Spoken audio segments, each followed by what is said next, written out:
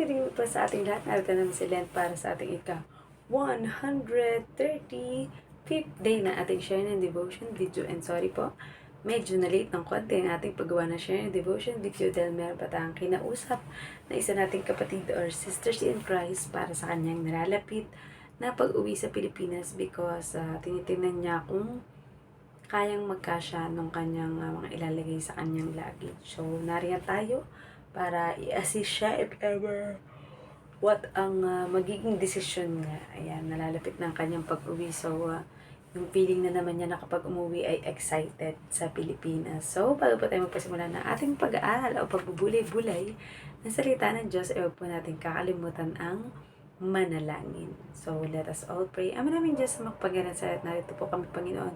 We honor you, we glorify your holy name, Lord God. At ngayon, sa gagawin po ng pagbubuli-buli ng inyong mga salita, Panginoon, ay kayo ang lagi naming natataas at napapapurihan sa aming buhay, Panginoon. Gayon din, Panginoon, at lagi namin dapat ipagpasalamat ang buhay, kalakasan at hininga, Panginoon, sapagkat isang privilege, Panginoon, or isang napakalaking pagkakataon na nabuhay pa kami at nagising sa buong araw na ito, Panginoon. Ikaw ang siyang maghari, mapapurihan at matakila sa aming gagawing pag-aaral ng inyong mga salita, Panginoon.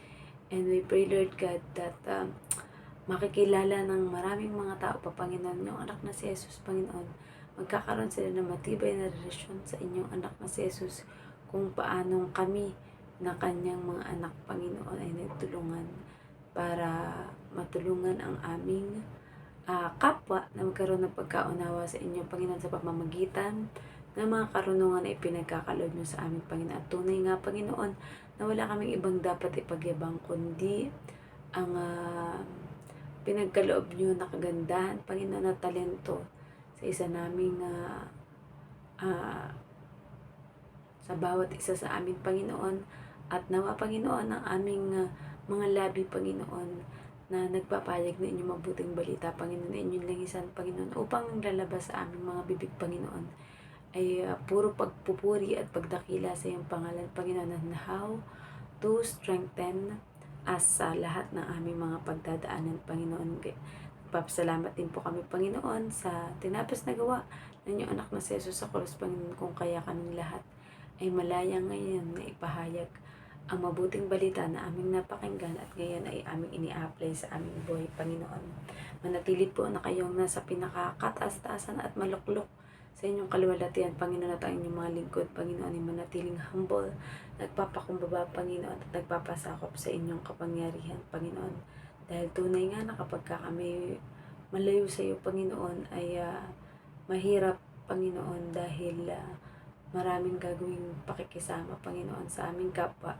Pero sabi nga, Panginoon, kayo ang kikilos at magbibigay rema sa kanilang mga puso para sa kanilang mapapakinggan.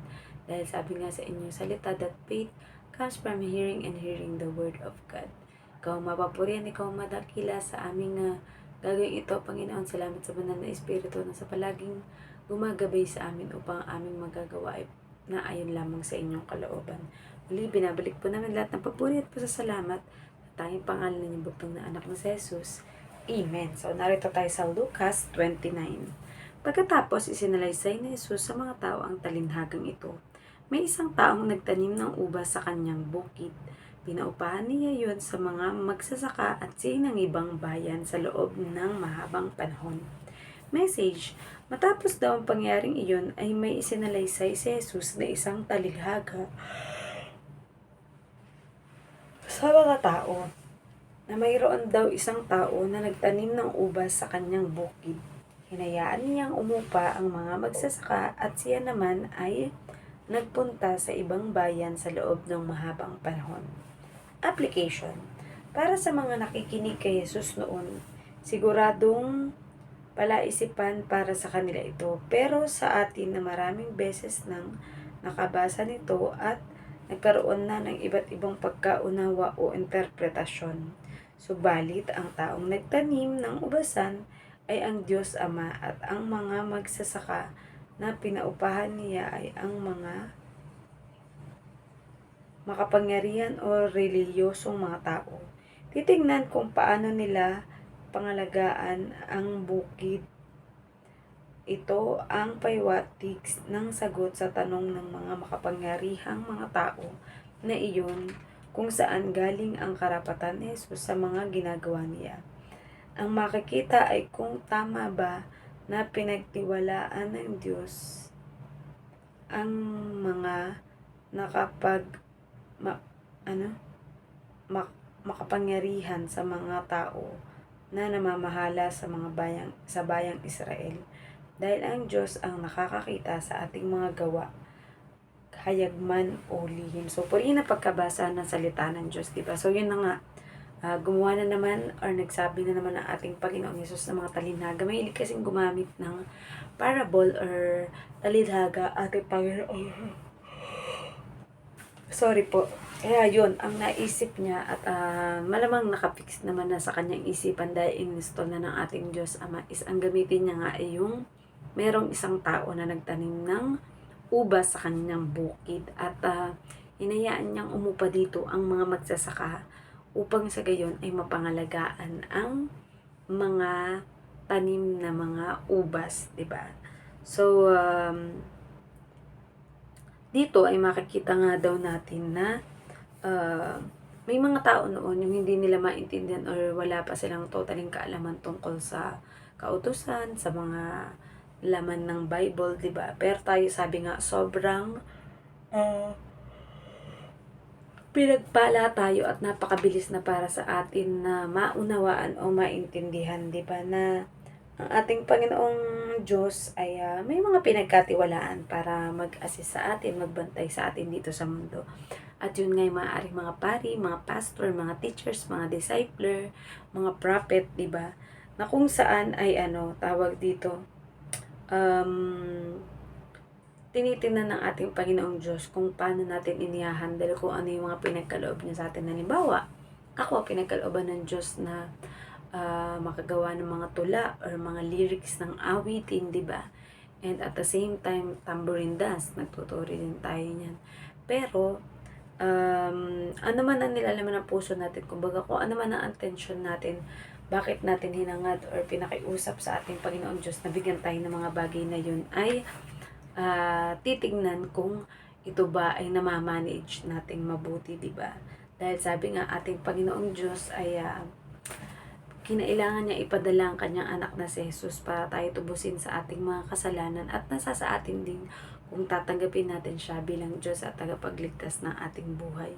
And lagi natin maging panalangin para sa bawat isa na matulungan ng ating kapwa, lalong higit ang wala pang pagkakilala sa ating Panginoon, nang sa gayon sila ay magkaroon ng pagkilala at pagkatakot sa ating Panginoong Diyos, ayan. Dahil parang kagaya kay Eva at Adan, di ba? Binigyan sila ng authority ng ating Panginoong Diyos para bantayan ang Garden of Eden. Kaso nga lang, pumasok ang temptation, ang kasalanan. Kaya ang tao ay naging fallen. Ayan, this is a fallen world and we are also fallen people. But by the help and by the grace of God, we are saved. Dahil tinanggap natin ang ating Panginoong Jesus, ang ating Diyos Ama at ang ating banal na Espiritu upang pumagit na sa atin, sa ating magiging mga event, Panginoon. Kaya doon pa lamang po, Panginoon, ay nagpapasalamat na kami, Panginoon. Ayan. At yun na nga, pinapakita na dahil sa talinhagang ito, na nagigets na sigurado ng mga experts sa kautusan na ang sinasabing talinhaga ni Jesus ay tungkol sa mangyayari sa kanya at sa mga taong posible na magkanulo or iwan siya sa mga pagkakataon na dumadana siya ng mga paghihirap. Ayan. At saka 'di ba?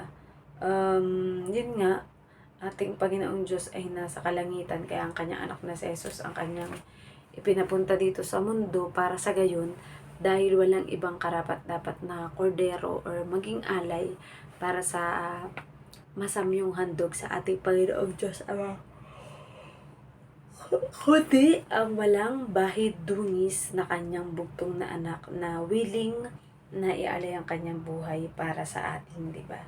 So, nasa ang mga lugar man tayo, as long as nagpapagamit tayo sa gawain ng ating Panginoong Diyos, ay napakabuti ng ating ginagawang iyan, di ba? Na kumbaga ay hindi tayo kasama sa mga tawag dito, sa mga gumagawa ng mga masama, or ang kanilang buhay ay nagdudulot ng kapahamakan dahil nga sa mga bisyo, sa mga hindi tamang mga gawa, 'di ba?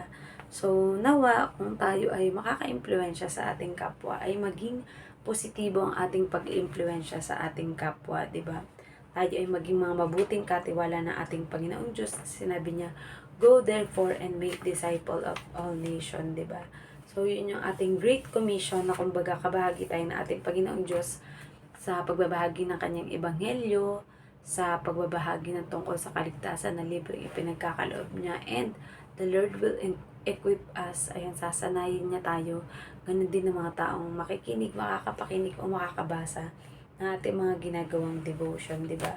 Na kung saan maging mabuting katiwala tayo ng ating Panginoong Diyos. Huwag nating pabayaan ang mga bahay, mga negosyo, at mga pinagkakakitaan natin na ipinagkaloob sa atin ng Diyos, dahil ang lahat ng bagay na yan ay bigay sa atin ng Diyos. Kaya nararapat na siya ay pasalamatan natin sa bawat araw at oras ng ating buhay. So, naman po ay may natutunan kayo sa ating sharing ng devotion video ngayon. Ayan, basta ang suggestion lang ay maging mabuting katiwala tayo ng ating Panginoong Diyos.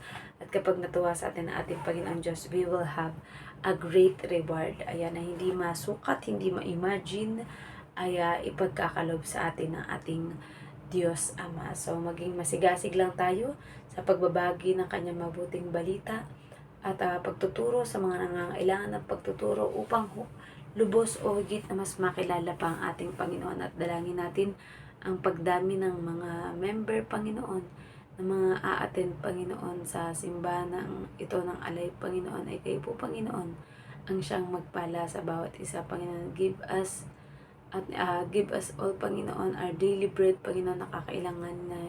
Pero lalong higit sa lahat, Panginoon, ay hayaan niyo po na mabusog ang aming espiritual na buhay, Panginoon, na sa gayon, Panginoon, ay ma-enjoy namin ang aming buhay na nalalabi dito sa mundo, Panginoon, sapagkat hindi po namin alam kung hanggang gaano katagal kami. At dalangin namin, Panginoon, sino man po, Panginoon, ng may mga pinagdadaanan, Panginoon, na pinansyal, ay kayo po, Panginoon, ang magpo-provide, Panginoon, ng lahat ng pangailangan, Panginoon.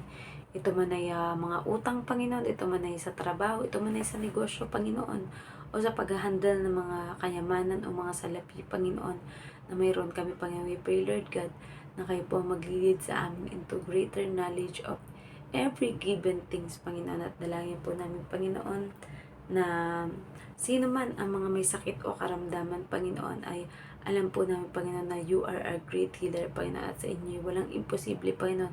Kahit sasabihin mo na iba, wala ng pag-asa to, ito ay kailangan na lang umuwi at para doon ay magpagaling, di ba? Pero dahil ang ating Panginoong Diyos ay makapangyarihan sa lahat, ay ibinigay niya kanyang bugtong na anak upang tanggapin nating lahat. Ngunit sabi nga, meron talaga ibang mga nagre-reject sa ating Panginoong Diyos, pero normal lamang iyon.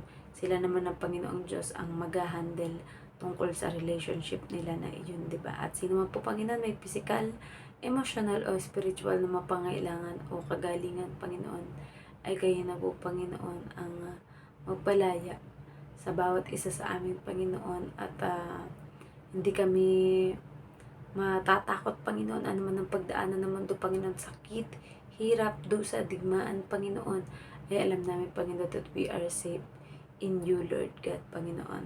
Kaya hindi po, Panginoon, aming pakikisalamuha sa aming mga kapwa, Panginoon. Tulungan niyo po, Panginoon, ito ay palagi ang maging matatag, nang sa gayon ay marami pong mga kanluwa pa, Panginoon, na maakay patungo sa inyo, Panginoon. Gayon din, Panginoon, ang socially na pakikipasalamuha namin sa aming kapwa, Panginoon, na wag naming isipin, Panginoon, mas magaling kami sa kapwa namin, bagkus, Panginoon.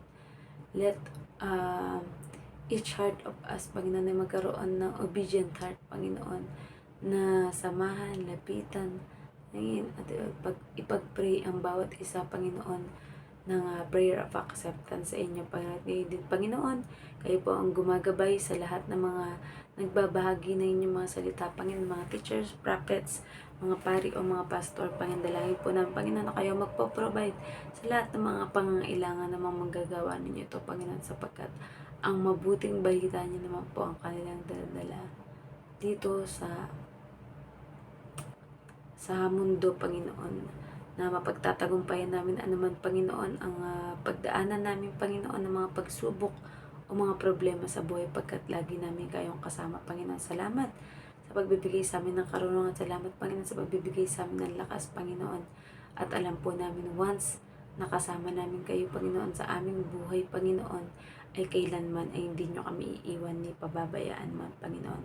Kaya muli, Panginoon, ano pa man ang mga secret petition ng bawat isa, Panginoon, ay kayo na po ang bahalang mangusap sa bawat isa, Panginoon. Hayaan niyo pong magrema sa bawat puso at isip ng tao, Panginoon, ang tungkol sa tinapos na gawa na yung anak na si Jesus, Panginoon.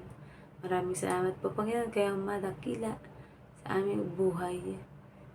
At kayo lang ang lagi naming itataas, Panginoon. Ang inyong mga salita, Panginoon, ay maging kaligayahan naman namin na maipahayag sa bawat sulok ng mundo, Panginoon, as long as may tao na makakaintindi ng aming mga salita o mga sinasabi, Panginoon. Kayo po magari at mapapurihan sa aming buhay. This we pray in the Lord Jesus Christ. Amen. Good night po sa ating lahat. At ewan ko, medyo mapapansin niya yata na talagang ako inaantok na dahil alas 11 pasado na. So, good night po and God bless. Next time ulit bukas. Bye!